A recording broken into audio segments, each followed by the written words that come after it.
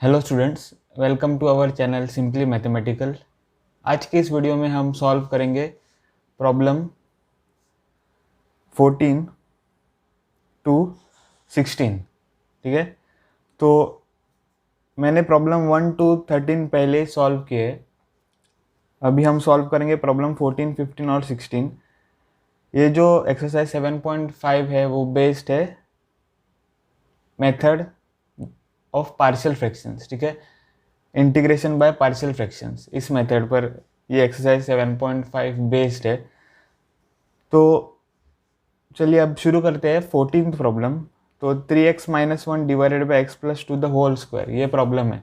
Question है integrate the rational functions. ठीक है, तो 14th प्रॉब्लम स्टार्ट करेंगे।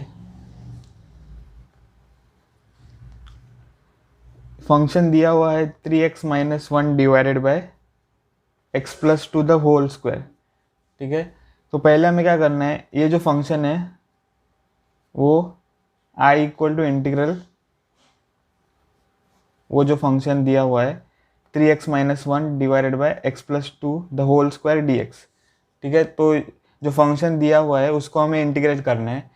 तो let i be equal to integral जो फंक्शन दिया है D x.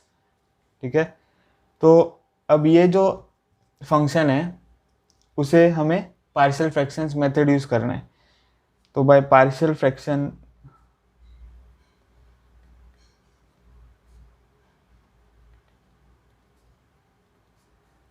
Three x minus 1 divided by x plus two the whole square is equal to, अब यहाँ पे देखो जो फैक्टर है उसको स्क्वायर है यहाँ पे। ठीक है, तो टेबल 7.2 में पार्शियल फ्रैक्शंस इस टाइप के फंक्शन का क्या होता है, a डिवाइडेड बाय जो फैक्टर है उसका first power x plus two raise to 1 plus दूसरा constant b divided by x plus two दूसरा पावर। ठीक है, x plus two the whole square.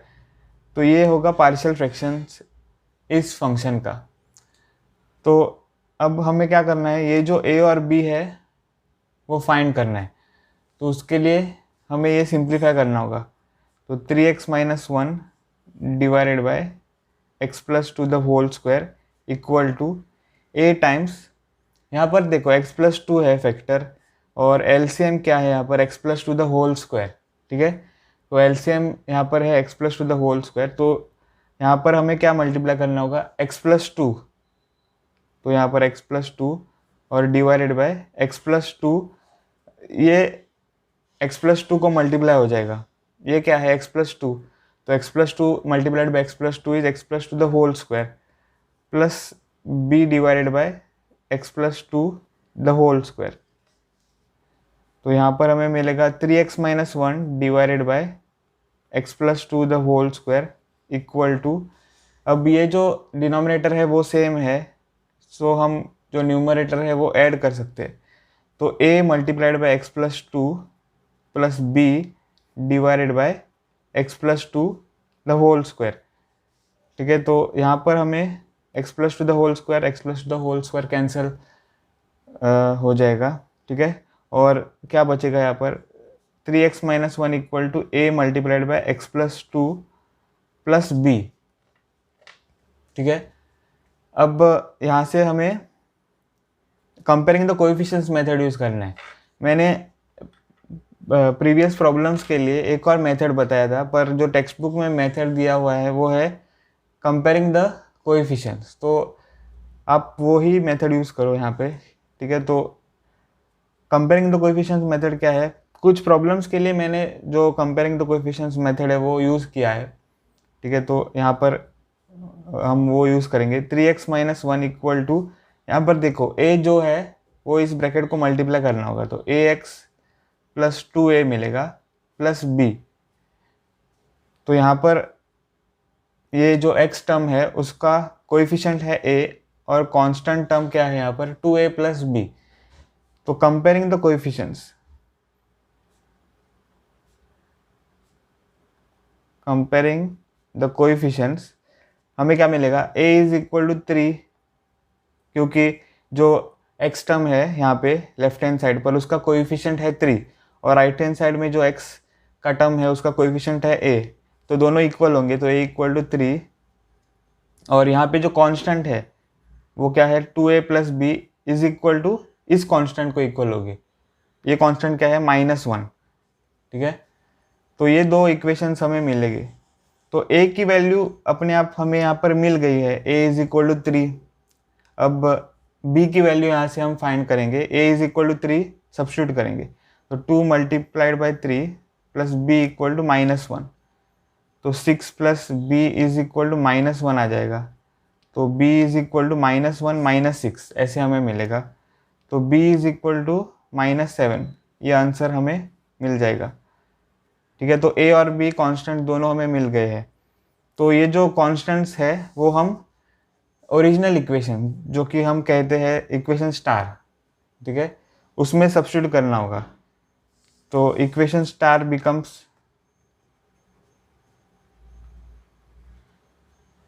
3x - 1 divided by x plus 2 the whole square equal to a क्या है 3, तो 3 divided by x plus 2, और plus यहाँ पर देखो b है यहाँ पर, तो -7 है b की value, divided by x plus 2 the whole square, तो x plus 2 the whole square यहाँ पर आ जाएगा, ठीक है। तो अब ये जो था वो इंटीग्रेंड था, ठीक है, प्रॉब्लम में जो दिया हुआ है, तो वो क्या हो गया है अब पार्शियल फ्रैक्शंस मेथड यूज करके ये दो टर्म्स। तो अब जो इंटीग्रेंड है वो हम ये टर्म लेंगे, तो i is equal to integral of 3 divided by x plus 2 plus -7 divided by x plus 2 the whole square dx, ठीक है। अब ये जो इंटीग्रल है वो दोनों के लिए स्प्लिट करेंगे, दोनों टर्म्स के लिए, तो i is equal to integral 3 divided by x plus 2 dx plus integral -7 divided by x plus 2 the whole square dx, ठीक है। अब यहाँ से हम जो कांस्टेंट 3 है वो बाहर लेंगे और कांस्टेंट -7 है वो भी हम बाहर लेंगे, तो हमें क्या मिल जाएगा, i is equal to 3 times integral of 1 by x plus 2 dx, ठीक है। फिर -7 बाहर लेंगे, तो -7 integral of 1 by x plus 2 the whole square dx। तो अब ये जो इंटीग्रल है फर्स्ट इंटीग्रल वो सिंपल है, integral of 1 by x plus 2 is log of modulus of x plus 2, ठीक है, ये इंटीग्रल सिंपल है। पर ये जो इंटीग्रल है उसमें हमें सब्स्टिट्यूशन मेथड यूज़ करना है, तो ये जो इंटीग्रल है उसे हम कहेंगे I1, और सेपरेटली यहाँ पर लिख देंगे, let I1 be equal to integral of -7 और integral I1 is equal to -7 integral of 1 by x plus 2 the whole square dx। तो यहाँ पर हमें सब्स्टिट्यूशन मेथड यूज़ करना है, तो हमें जो x प्लस 2 है वो सब्स्टिट्यूट करना है, तो put x plus 2 equal to t, तो dx is equal to dt ऐसा हमें मिलेगा। और I1 क्या हो जाएगा फिर, I1 is equal to -7 integral of 1 by T square dt, ठीक है। तो I1 is equal to -7 integral of 1 by t⁻2 कैसे लिखते हैं हम, t⁻2 dt। फिर I1 is equal to -7 integral of t⁻2 क्या होगा, t⁻2 plus 1 divided by -2 plus 1 plus c 1। तो यहाँ पर I1 is equal to -7 times t⁻1 divided by -1 plus c1, ठीक है। तो I1 इज इक्वल टू -7, ये जो माइनस है वो यहाँ पर अगर हम मल्टीप्लाई करें तो वो क्या होगा प्लस, ठीक है, minus minus plus 7 times 1 by T, क्योंकि t⁻1 तो क्या है 1 बाई टी प्लस c1, और I1 is equal to 7 multiplied by 1 by, अब ये जो t है उसे हम रीसब्स्टिट्यूट करेंगे, तो x प्लस 2 है t की वैल्यू, तो यहाँ पर 7 multiplied by 1 by x plus 2 plus c1, ये आंसर मिलेगा हमें I1 का। तो फिर अब I जो है वो यहाँ पर लिख देंगे, तो I is equal to 3 times integral of 1 by x plus 2 dx, ठीक है, और माइनस ये जो इंटीग्रल था उसका आंसर हमें क्या मिला है, ये, तो ये हम यहाँ पर लिख देंगे। तो 7 टाइम्स 1/x+2 प्लस c1, ठीक है। तो फिर i is equal to 3 times integral of 1/x+2 क्या है, log of modulus of x+2 और प्लस 7 टाइम्स 1/x+2, तो वो क्या होगा 7/x+2 प्लस c1, ठीक है। तो ये आंसर होगा प्रॉब्लम नंबर 14 का। अब हम सॉल्व करेंगे प्रॉब्लम नंबर 15। तो प्रॉब्लम नंबर 15 है 1/x⁴ - 1, ठीक है। तो लेट, पहले हमें क्या करना है, let i be equal to integral of 1/x⁴ - 1 dx। अब ये जो फंक्शन है उसे हमें पार्शियल फ्रैक्शन मेथड यूज करना है। तो पहले हम क्या करेंगे, i is equal to integral of 1/x⁴ - 1⁴ dx। तो 1 हम लिख देंगे 1⁴। अब ये जो वैल्यू है x⁴ - 1⁴, ठीक है, उसको हम फॉर्मूला यूज करेंगे। तो x⁴ - 1⁴ is equal to x⁴ ऐसे हम लिख सकते हैं, और -1⁴ ऐसे हम लिख सकते हैं। तो x² माइनस या a² - b² यहाँ पर फॉर्मूला यूज करना है। तो वो क्या होगा, a - b multiplied by a plus b, ठीक है। तो फिर से यहाँ पर a² - b² फॉर्मूला यूज करना है। तो a - b multiplied by a plus b और मल्टीप्लाइड बाय x² + 1² ऐसे हमें मिलेगा। तो ये जो सिंप्लीफाइड फॉर्म है वो हम यहाँ पर यूज करेंगे। तो i is equal to integral of 1/x-1 multiplied by x+1 multiplied by x⁴ plus x⁴ plus 1⁴ dx। अब ये जो फंक्शन है उसे हम पार्शियल फ्रैक्शन मेथड यूज कर सकते हैं, क्योंकि यहाँ पर जो फंक्शन है वो है रैशनल फंक्शन, ठीक है। तो by partial fractions 1/x-1 multiplied by x+1 multiplied by x² plus 1² is equal to a divided by x-1 plus b divided by x+1 plus, यहाँ पर देखो जो फंक्शन है वो है क्वाड्रेटिक फंक्शन, ठीक है, क्वाड्रेटिक फैक्टर है यहाँ पर। तो जब क्वाड्रेटिक फैक्टर होता है तो उसके लिए हमें जो न्यूमरेटर है वो क्या लेना है, लीनियर फंक्शन, ठीक है। तो cx प्लस डी आ जाएगा डिवाइडेड बाय x² प्लस 1², ठीक है। और इस इक्वेशन को हम बोलेंगे इक्वेशन स्टार। तो यहाँ से हमें क्या मिलेगा, यहाँ पे हमें a b c और d फाइंड करना है। तो इसके लिए हमें सिंप्लीफाई करना है। तो 1/x-1 multiplied by x+1 multiplied by x² plus 1² is equal to, अब यहाँ पर देखो एलसीएम क्या है, यहाँ पर तो फैक्टर सारे डिफरेंट है।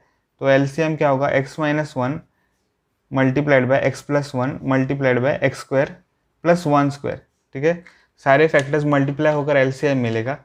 तो which is equal to a times, अब यहाँ पर देखो x-1 तो फैक्टर पहले से ही है, तो हमें सिर्फ क्या मल्टीप्लाई करना है, x+1 और x² प्लस 1² तो 1 है तो ऐसे आ जाएगा, प्लस b टाइम्स, यहाँ पर देखो x+1 फैक्टर ऑलरेडी है तो हमें क्या मल्टीप्लाई करना है, x-1 और x² प्लस 1, फिर c x प्लस d, तो उसके लिए हमें क्या मल्टीप्लाई करना है, ये दो फैक्टर्स, क्योंकि x² प्लस 1² तो ऑलरेडी है। तो x-1 मल्टीप्लाइड बाय x+1, ठीक है, और डिवाइडेड बाय एलसीएम। तो x-1 multiplied by x+1 multiplied by x² plus 1 या 1²। तो यहाँ पर देखो जो डिनोमिनेटर है वो कैंसिल हो जाएगा ऐसे। तो हमें क्या मिलेगा, 1 is equal to a times x+1 multiplied by x² plus 1 plus b times x-1 multiplied by x² plus 1 plus c times cx plus d multiplied by X minus one multiplied by x plus one, ठीक है, ऐसे हमें मिलेगा। तो 1 is equal to, अब ये जो दो फैक्टर्स है, हर एक टर्म के लिए दो फैक्टर्स है, ठीक है, ऐसे x plus one x square plus one, यहाँ पे x minus one x square plus one, यहाँ पे तीन फैक्टर्स है। तो जो फैक्टर्स है हर एक टर्म के लिए, उसे हमें मल्टीप्लाई करना है comparing the coefficient method use करके, ए बी और सी और डी फाइंड करना है। तो x multiplied by x square क्या होगा, x cube, plus x multiplied by one होगा x, plus one multiplied by x square होगा x square, plus one multiplied by one होगा one, plus b times x multiplied by x square होगा x cube, x multiplied by one होगा x, minus one multiplied by x square होगा minus x square, minus one multiplied by one होगा minus one, ठीक है, plus C x plus D multiplied by, यहाँ पर देखो a minus B multiplied by A plus B, तो वो क्या है, A square minus B square, तो वो है one square which is one, ठीक है। तो यहाँ पर क्या होगा, one is equal to A times x cube, फिर प्लस एक्स स्क्वायर, ऑर्डर मैं ठीक से यहाँ पर लिख रहा हूँ, plus X plus one, plus B times x cube minus x square plus x minus one, ठीक है, फिर प्लस सी एक्स प्लस डी, और c x plus d x square minus one को हमें मल्टीप्लाई करना होगा, तो वो क्या हो जाएगा, सी एक्स क्यूब, ठीक है, c x multiplied by x square is c x cube, फिर c x multiplied by minus one is minus c x, फिर d multiplied by x square is d x square, और d multiplied by minus one is minus D, तो ऐसे हमें मिलेगा। तो यहाँ पर हमें अब क्या करना होगा, अच्छा, तो एक हमें यहाँ पर मल्टीप्लाई करना है, बी इस ब्रैकेट को मल्टीप्लाई करना है, और ये ब्रैकेट वैसे का वैसा हमें रखना है। तो देखते हैं क्या मिलेगा। तो वन इज इक्वल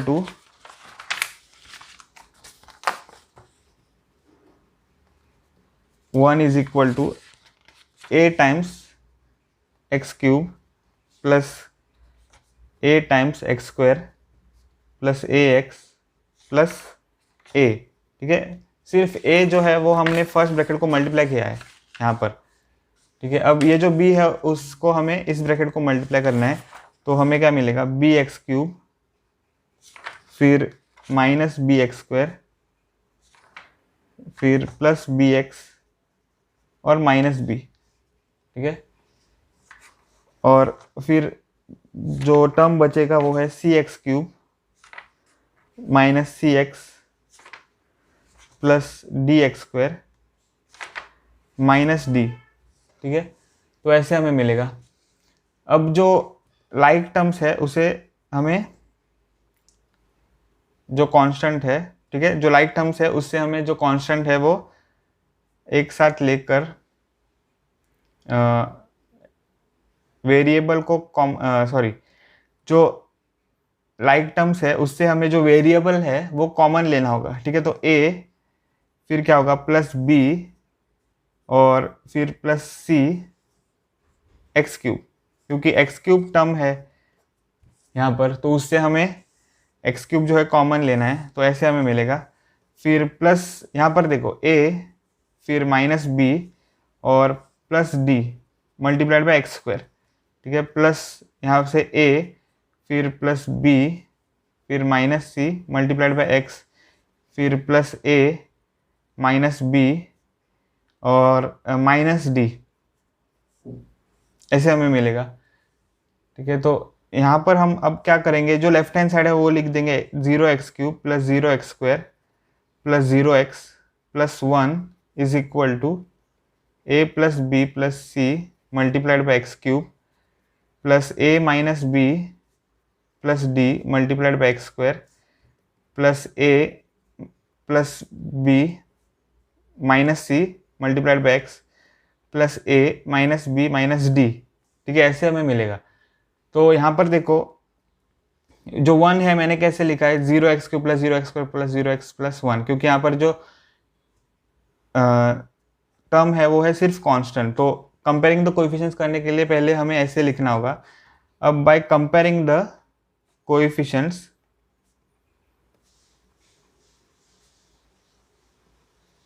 हमें क्या मिल जाएगा, a plus B plus C is equal to 0, फिर a minus B plus D is equal to 0, फिर a plus B minus C is equal to 0 और a minus B minus D is equal to 1। ठीक है, constant जो है वो क्या equal होगा 1 से। तो हमें ये 4 इक्वेशंस मिलेंगे। इस 4 इक्वेशन से हमें जो कांस्टेंट्स है a b c और d वो फाइंड करना है। तो उसके लिए हमें पहले क्या करना होगा, तो यहाँ से देखो a plus B is equal to minus c first equation से, फिर थर्ड इक्वेशन से क्या मिलेगा, a plus B is equal to c. ठीक है, और अगर ये दो इक्वेशंस हम यूज़ करें तो इसको हम कहेंगे इक्वेशन 1 और इक्वेशन 2। तो फ्रॉम इक्वेशन 1 एंड 2 हमें क्या मिलेगा, minus C is equal to c. ठीक है, क्योंकि दोनों इक्वेशंस के लेफ्ट हैंड साइड तो इक्वल है, तो minus C is equal to c. तो यहाँ से हमें मिलेगा 0 is equal to c plus c, तो 0 इज इक्वल टू 2c, तो 0 इज इक्वल टू सी, क्योंकि अगर हम 2 दोनों साइड डिवाइड किए तो हमें क्या मिलेगा, 0 इज इक्वल टू सी। तो c इज इक्वल टू 0 हमें मिल गया है। अब ये दो इक्वेशंस यूज करेंगे, तो इस इक्वेशन को हम बोलेंगे इक्वेशन 3, इस इक्वेशन को हम बोलेंगे इक्वेशन 4।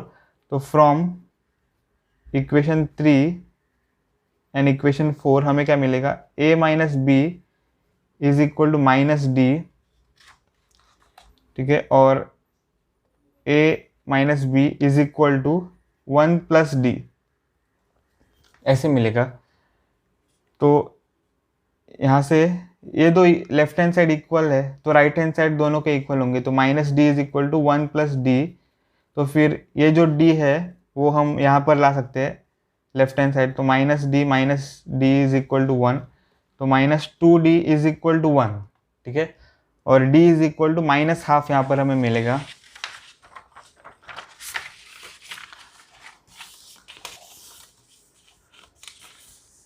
ठीक है, तो d is equal to minus half. तो एक वैल्यू हमें मिल गई है, दो वैल्यू हमें मिल गई है, c is equal to 0, d is equal to minus half. तो अब ये जो वैल्यू है वो हम यूज़ करेंगे। ठीक है, तो ये जो वैल्यू है वो हम यूज़ करेंगे यहाँ पर। तो इस इक्वेशन को हम बोलेंगे 5, इस इक्वेशन को हम बोलेंगे इक्वेशन 6। ठीक है, ये दो इक्वेशंस है वो। तो substituting d equal to minus half in equation 5 and 6, substituting d is equal to minus half in equation 5 and 6 हमें क्या मिलेगा, इक्वेशन 5 से हमें मिलेगा a minus B is equal to minus D, तो माइनस ऑफ माइनस हाफ। ठीक है, और and a minus B, equation 6 से हमें क्या मिलेगा, a minus B is equal to 1 plus minus half. ठीक है, तो ये दोनों इक्वेशन हम सिंप्लीफाई करेंगे। फर्स्ट इक्वेशन से हमें मिलेगा a minus B is equal to half, और सेकेंड इक्वेशन से हमें मिलेगा a minus B is equal to 1 minus half which is equal to half. तो यहाँ से हमें क्या मिलेगा, a minus B is equal to half, ये इक्वेशन हमें मिल गया। तो इक्वेशन 7 हम इसे कहेंगे। तो दोनों इक्वेशन से जो है वो हमें एक ही इक्वेशन मिलता है, a minus B is equal to half. तो यहाँ पर हमें इक्वेशन 7 मिला है। अब हम क्या करेंगे, जो वैल्यू ऑफ c है c इक्वल टू 0 वो हम इक्वेशन 1 में सब्स्टिट्यूट करेंगे। ठीक है, तो सब्स्टिट्यूटिंग c इक्वल टू 0, ठीक है, substituting c equal to 0 in equation 1 हमें क्या मिलेगा, a plus B is equal to minus 0 which is equal to 0। तो a plus B is equal to 0 ऐसे हमें मिलेगा। ठीक है, और ये जो इक्वेशन है उसे हम कहेंगे इक्वेशन 8। तो अब हम इक्वेशन 7 और 8 सॉल्व कर सकते हैं। तो सॉल्विंग इक्वेशन 7 एंड इक्वेशन 8 हमें क्या मिलेगा, a minus B is equal to half. ठीक है, और a plus B is equal to 0। फिर यहाँ से हमें मिलेगा a plus A is 2a और which is equal to half plus 0 is half. तो यहाँ से हमें मिलेगा a इज इक्वल टू 1/4, तो a की वैल्यू हमें यहाँ पर मिल गई है। अब इसको हम कहेंगे इक्वेशन 9, तो सब्सटीट्यूटिंग इक्वेशन 9 इन इक्वेशन 8, तो हमें क्या मिलेगा 1/4, ठीक है। a इज 1/4, इक्वेशन 9 है a प्लस बी, इक्वेशन 8 है a plus B equal to 0, तो a की वैल्यू है 1/4, तो 1/4 plus b is equal to 0, तो उसका मतलब है b इज इक्वल टू -1/4, ठीक है। तो b की वैल्यू भी हमें मिल गई है, तो चारों वैल्यूज हमें अब मिल गई है। तो equation star becomes, equation star कहाँ पर है, इक्वेशन स्टार ये है, तो ये इक्वेशन हमें लिखना है। तो 1/, ठीक है, 1/x-1 multiplied by x+1 multiplied by x² plus 1 is equal to a divided by x-1। Equation star तो वो ही है, a डिवाइडेड बाय x-1, तो a की वैल्यू मैंने यहाँ पर सब्स्टिट्यूट की है, प्लस b, तो -1/4 डिवाइडेड बाय दूसरा फैक्टर x+1, प्लस c क्या है यहाँ पर, c है 0, तो 0x, और d क्या है, d है -½ हाँ -½ तो -½ डिवाइडेड बाय x² प्लस 1, ठीक है, ऐसे हमें मिलेगा। तो अब जो इंटीग्रेंड है वो ये बन गया है, तो i is equal to integral of 1/4 divided by x-1 plus -1/4 divided by x+1 plus -½ divided by x² plus 1 dx, ठीक है। और यहाँ से जो इंटीग्रल है वो तीनों टर्म्स के लिए हम स्प्लिट करेंगे, तो हमें मिलेगा i is equal to integral of 1/4 divided by x-1 dx, फिर plus integral of -1/4 divided by x+1 dx, और प्लस यहाँ पर देखो integral of -½ divided by x² plus 1 dx, ठीक है, ऐसे हमें मिलेगा। तो अब जो कॉन्स्टेंट्स है तीनों टर्म्स के लिए वो हम बाहर लेंगे, तो 1/4 इंटीग्रल ऑफ 1/x-1 प्लस -1/4, तो -1/4 इंटीग्रल ऑफ 1/x+1 dx, ठीक है, और -½ integral of 1/x² plus 1 dx, ठीक है। तो आंसर क्या हो जाएगा, i इज इक्वल टू 1/4, ये इंटीग्रल 1/x-1 तो क्या है, log of modulus of x-1 minus 1/4 log of modulus of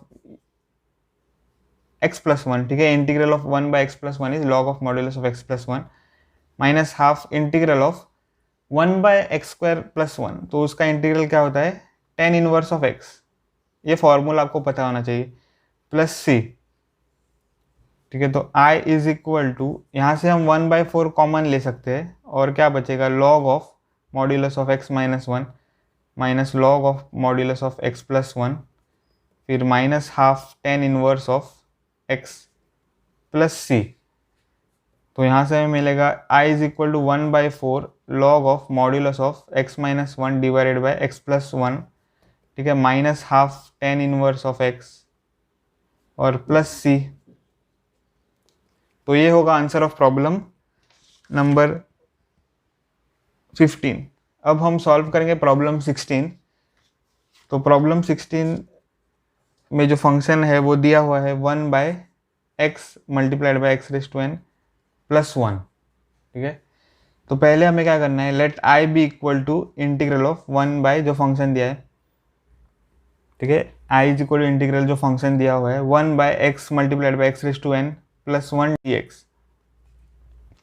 तो यहाँ पर हिंट दी हुई है हमें, ठीक है, हिंट दी हुई है, तो उस हिंट को हमें यूज़ करना है।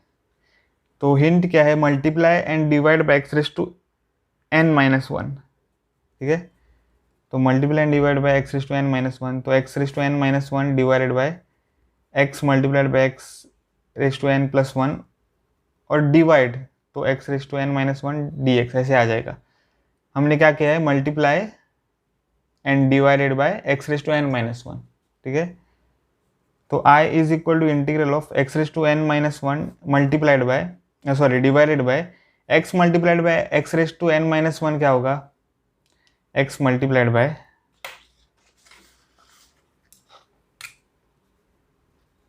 X raise to N minus one, तो वो होगा x raise to one plus n minus one. तो यहाँ पर वन और माइनस वन कैंसिल हो जाएंगे, बचेगा एक्स रेज टू एन, ठीक है। तो एक्स रेज टू एन आ जाएगा यहाँ पर multiplied by x raise to N plus one D x.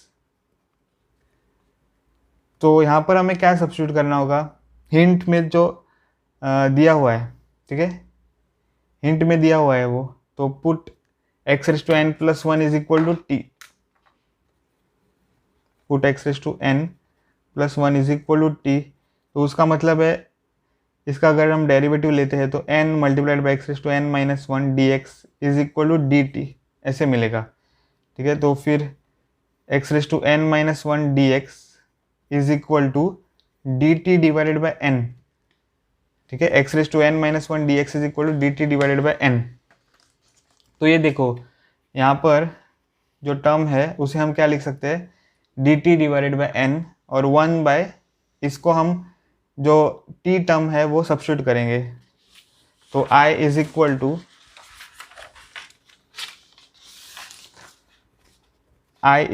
To integral of x raise to N minus one D x, तो क्या बन गया है d T divided by n, और one by x raise to n, यहाँ से क्या बनेगा, एक्स रेज टू एन यहाँ से हमें मिलेगा x raise to n equal to t minus one.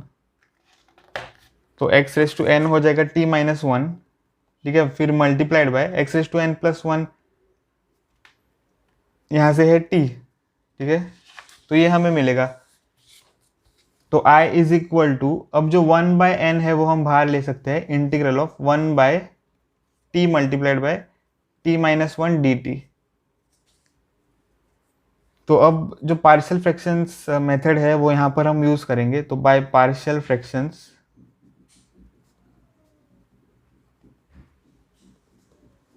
तो one by t times t minus one is equal to one by t plus b divided by t minus one.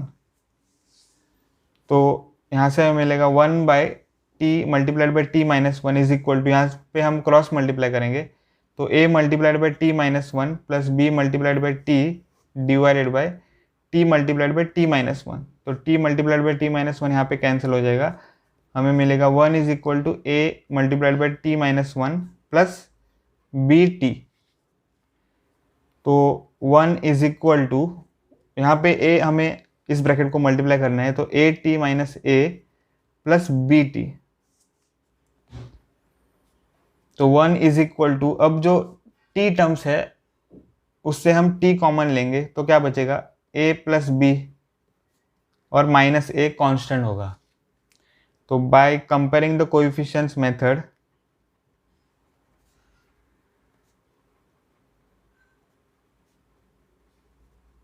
हमें यहाँ पर मिलेगा a plus B is equal to zero और minus a is equal to one, ठीक है। तो इस equation से हमें मिलेगा a is equal to minus one, और ये जो a की वैल्यू है वो हम इस इक्वेशन में सब्स्टिट्यूट करेंगे। तो minus one plus B is equal to zero, तो उसका मतलब है b is equal to one, ठीक है। तो b की वैल्यू भी हमें अब मिल गई है, तो दोनों वैल्यू a और b हमें मिल गई है, तो उन्हें हमें इक्वेशन स्टार में सब्स्टिट्यूट करना है। तो इक्वेशन स्टार अगर हम देखें तो इक्वेशन स्टार